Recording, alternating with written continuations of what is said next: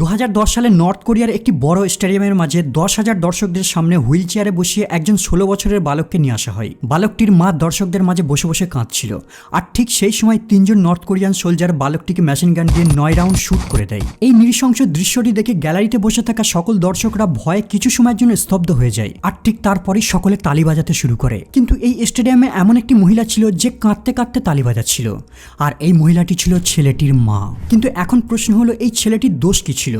আসলে তার দোষ কেবল কে-পপ মিউজিক মানে সাউথ কোরিয়ান মিউজিক শুনেছিল। প্রায় 2.6 কোটি জনসংখ্যা নিয়ে গঠিত নর্থ কোরিয়া পৃথিবীর এমন একটি আইসোলেটেড কান্ট্রি যেখানে মৃত্যুর সাজা দেওয়া একটি কমন প্রথা। নর্থ কোরিয়া তার বর্ডারকে 3টি পৃথক দেশের সঙ্গে শেয়ার করে, রাশিয়া, চায়না আর সাউথ কোরিয়া। এই কারণে নর্থ কোরিয়ার বহু জনগণ এই উন্মুক্ত জেল থেকে মুক্তি পেতে বহুবার বর্ডার ক্রস করে পালিয়ে যাওয়ার চেষ্টা চালায়। 2017 সালে 24 বছরের একটি মহিলা তার পুত্রকে সঙ্গে নিয়ে নর্থ কোরিয়া থেকে পালাবার জন্য চীনের বর্ডারের কাছে পৌঁছায়। সে মনে করেছে ফাইনালি নর্থ কোরিয়ার মতো নরক থেকে মুক্তি লাভ করতে সক্ষম হয়েছে, কিন্তু তার সব খুশি এক মুহূর্তের জন্য নষ্ট হয়ে যায়। কারণ চীনে এন্ট্রি করার পরে সেখানে অথরিটিরা তাকে ধরে পুনরায় নর্থ কোরিয়ান সোলজারদের হাতে তুলে দেয়। আসলে চায়নার সঙ্গে তাদের একটা ডিল করা রয়েছে, যদি কোনো নর্থ কোরিয়ান পলাতক চায়না চলে আসে তাহলে সেখানের অথরিটিরা পলাতকদের নর্থ কোরিয়ার হাতে তুলে দেবে, আর মেয়েটিকে নর্থ কোরিয়া সোলজাররা ক্যাপচার করার পর তাকে আর তার বাচ্চাকে নির্দয়ভাবে টর্চার করে হত্যা করে দেয়, আর তাদের দেহগুলিকে টুকরো টুকরো করে পাবলিক প্লেসে ঝুলিয়ে দেয় যাতে ভয়ে কেউ এই অপরাধটি না করতে পারে। এই দেশটি আইসোলেটেড হওয়ার কারণে এখানের নিউজ বিশ্বের সামনে প্রকাশ হয় না, কিন্তু তারপরেও কিছু খবর এখান থেকে লিক হয়ে যায়, আর এই খবরগুলি শুনলে যে কোনো ব্যক্তির পায়ের তলার মাটি সরে যাবে। যেমন রিসেন্টলি 200 জন নর্থ কোরিয়ান নাগরিকদের হত্যা করে দেওয়া হয়। তাদের মধ্যে বেশিরভাগই ছিল কৈশোরপ্রাপ্ত, আর এদের দোষ ছিল কেবল তারা বিটিএস কে-পপ মিউজিক শুনেছিল। কারণ এখানে সুপ্রিম লিডার কিম জং উন মনে করে সাউথ কোরিয়ান কালচার হচ্ছে একটি বিষাক্ত ক্যান্সার, তাই এখানের নাগরিকদের ওয়ার্নিং দেওয়া হয়েছে তারা যেন south Korean fashion, music, product, makeup থেকে দূরে থাকে। 2020 সালে একটি আইনও পাশ করা হয়। এতে বলা হয় যদি কোনো নর্থ কোরিয়ান নাগরিক সাউথ কোরিয়ার এন্টারটেনমেন্টে অংশগ্রহণ করে তাহলে তার মৃত্যুর সাজা দেওয়া হবে। আসলে কিম মনে করে সাউথ কোরিয়ান কালচার বা পশ্চিমী কালচারের কারণেই তাদের দেশের নাগরিকদের মধ্যে বিপ্লবী মনোভাব তৈরি হবে, আর এরাই পরবর্তীতে কিমের বিরোধিতা করতে পারে। নর্থ কোরিয়া থেকে পালিয়ে আসা একজন ব্যক্তি যার নাম ওশে হায়েক, তার মতে মাঝে মাঝে এখানের অথরিটিরা মধ্যযুগের মতোই বড় বড় স্টেডিয়ামের মাঝে নিয়ে গিয়ে অপরাধীদের সাজা দেয়, যাতে নাগরিকদের মধ্যে তীব্র ভয় তৈরি হয় যে রুল ব্রেক করলে তাদেরও এমন সাজা দেওয়া হবে।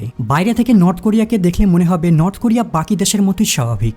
এখানে শিশুরা স্কুলে যায়, চাষিরা মাঠে চাষ করে, মেয়েরা অফিস কিংবা ট্রাফিকে জব করছে। কিন্তু যদি এই দেশটির আরও গভীরে যান তাহলে এই দেশের কালো সত্য প্রকাশ্যে আসবে। বাইরের জগতের কাছে কেবল এখানে সুন্দর চিত্রকেই ফুটিয়ে তোলা হয়েছে, আর এখানে টিভি চ্যানেলগুলোতে রটানো হয়ে থাকে নর্থ কোরিয়া বিশ্বের সেরা কান্ট্রি, আর তাদের দেশের সুপ্রিম লিডার কিম জং উন হলো দেবতার সমতুল্য মানুষ। তাই এখানে জনগণের উচিত তাকে পুজো করা, এমনকি তার পরিবারের ফটোকেও শ্রদ্ধা করতে হবে। 2020 সালে নর্থ কোরিয়ার অনসন টাউনে বসবাসকারী এক মহিলার বাড়িতে আগুন লেগে যায়। মেয়েটি নিজের জীবনের সঙ্গে লড়াই করে ওই জ্বলন্ত ঘর থেকে তার 2 সন্তানকে উদ্ধার করে, কিন্তু এই ঘটনার পরেও ওই মহিলাটিকে সাজা দেওয়া হয়। এখন প্রশ্ন হলো মেয়েটির দোষ কি ছিল? মেয়েটির দোষ ছিল কেবল সে ওই আগুন থেকে তার সন্তানের জীবন বাঁচায়, কিন্তু দেওয়ালে লাগানো সুপ্রিম লিডারের ছবিকে উদ্ধার করতে ভুলে যায়। অথচ সেখানের এক প্রতিবেশী নিজের জীবনের বাজি রেখে তার দেশের মহান নেতার ছবিকে উদ্ধার করে। পরের দিন গোটা মিডিয়াতে ওই প্রতিবেশীটিকে উত্তর কোরিয়ার সুপার হিরো বলে প্রশংসা করা হয়, আর মহিলাটিকে ভৎসনা করা হয়। এখানে বাল্যকাল থেকে কিম পরিবারের গৌরবময় ব্যক্তিত্বের ইতিহাসকে প্রচার করার জন্য অনলি গভর্নমেন্ট ফান্ডেড কিছু স্কুল রয়েছে। সেখানের স্টুডেন্টদের নর্থ কোরিয়ার মিথ্যা ইতিহাস পড়ানো হয়। তাদের সেখানে পড়ানো হয় কিভাবে North Korea, Japan, South Korea আর আমেরিকার মতো অত্যাচারী দেশের হাত থেকে কিম পরিবার নর্থ কোরিয়াকে বাঁচিয়েছিল।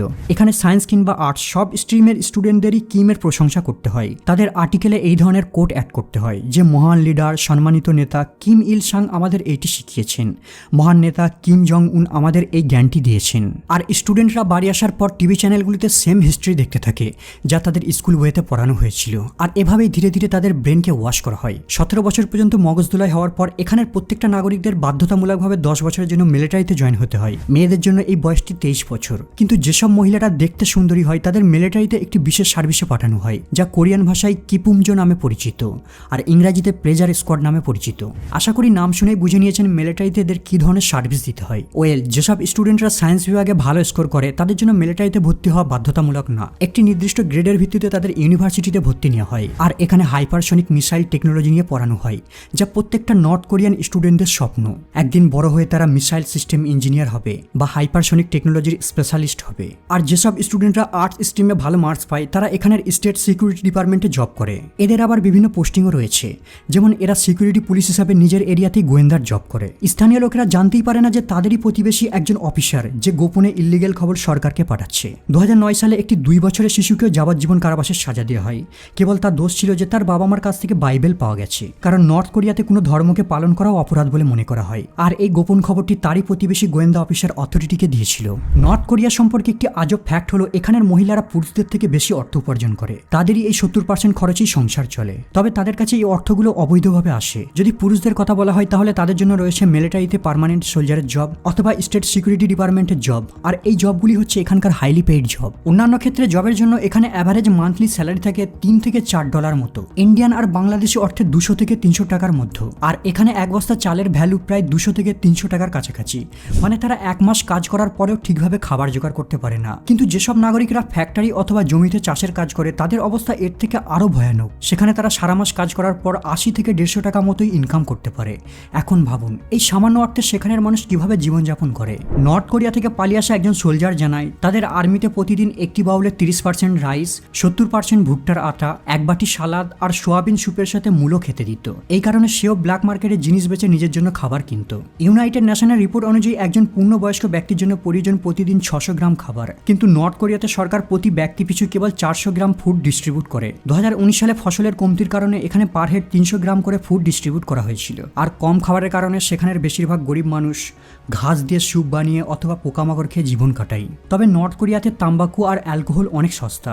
এখানে 1 প্যাকেট সিগারেটের ভ্যালু $0.08, মানে ইন্ডিয়ান কারেন্সিতে 5 টাকা। আর এখানের সব থেকে সস্তা অ্যালকোহল কোয়ালিংয়ের মূল্য ভারতীয় টাকায় 25 টাকা। কিন্তু বেশিরভাগ নর্থ কোরিয়ান এটাকেও কিনতে পারে না, তাই তারা নিজেরাই বাড়িতে আলু আর ভুট্টা দিয়ে ইল্লিগাল পদ্ধতিতে অ্যালকোহল তৈরি করে।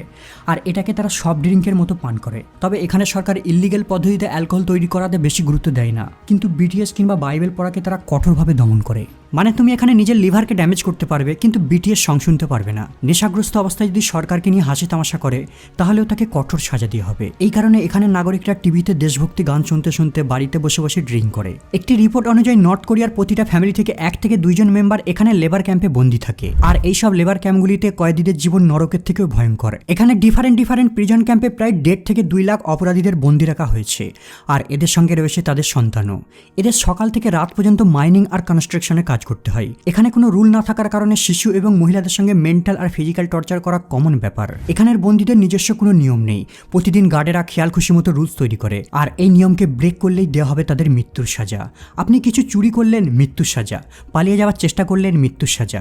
এমনকি কেউ পালিয়ে যাওয়ার চেষ্টাও করেছে কিন্তু আপনি দেখার পরেও রিপোর্ট করলেন না, তাহলেও দেওয়া হবে আপনাকে মৃত্যুর সাজা। উত্তর কোরিয়া থেকে আমেরিকায় পালিয়ে আসা এক কয়েদি জানায় তার জন্ম এমনই একটি ক্যাম্পে হয়েছিল। আর ছোট থেকেই এই ক্যাম্পে বড় হওয়ার কারণে সে জানতো না যে জেলের বাইরেও একটা দুনিয়া রয়েছে। সে কেবল খিদে আর ব্যথা অনুভব করতে পারত। তিনি আরো বলেন এখানে প্রেম আর পরিবারের কোনো কনসেপ্ট নেই। তিনি বলেন একবার তার চোখের সামনে এক কয়েদির হাত পা বেঁধে জ্বলন্ত আগুনের উপর ঝুলিয়ে রেখে তাকে হত্যা করে দেয়। তার অপরাধ ছিল কেবল সে খাবার চুরি করেছিল, কিন্তু সে ওই ব্যক্তিটিকে টর্চার হতে দেখে তার মধ্যে কোনো রকম অনুভূতি ফিল হয়নি। এছাড়াও একবার তার চোখের সামনেই তার ভাই আর মাকে হত্যা করে দেওয়া হয়, কিন্তু এসব দেখার পরেও সে কোনো দুঃখ ফিল করতে পারেনি। সে বলে কেবল আমি এতটাই জানি যে এরা নিয়ম ভঙ্গ করেছে, তাই এদের সাজা দেওয়া হয়েছে। আর এইসব ক্যাম্পগুলিতে ওয়ার্কফোর্সের কাউন্টকে কন্টিনিউ রাখার জন্য এখানে বিবাহেরও ব্যবস্থা করা হয়েছে, যাতে তারা পরবর্তীতে বাচ্চা জন্ম দিতে পারবে। কিন্তু এখানের পার্টনার কেবল গার্ডেরাই বাছাই করে দেয়।